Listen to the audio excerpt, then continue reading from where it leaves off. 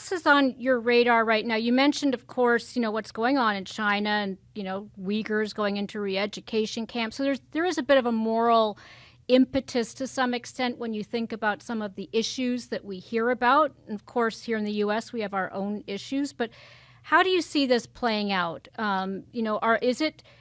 Is the spy balloon at all relevant? I started with that. Do you see this as emblematic of the mindset from Beijing and how it's continuing?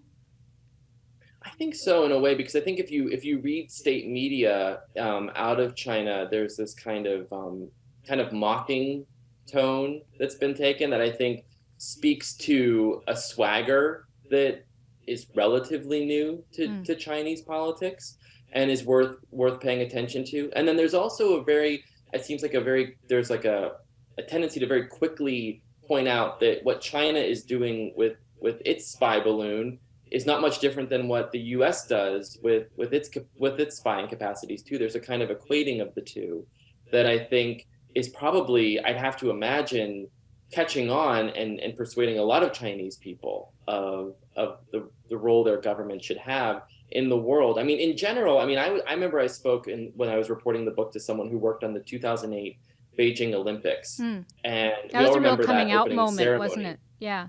Right, and he said something that's always stuck with me. He said you could practically hear the sound of China beating its chest and saying that this is its moment, its time had come, and that stuck with me as I was reporting the book, because you can see it everywhere. And like I said, I was looking at the movies, and suddenly you start watching Chinese movies with that idea in mind, and you start to think, well, this is basically the cultural equivalent of what the U.S. went through in Ronald Reagan's America, a kind of like unabashed patriotism, an unabashed tendency, and unabashed ability to say, this is our way of doing things, and we're not going to apologize for it. In fact, you should adopt it, right?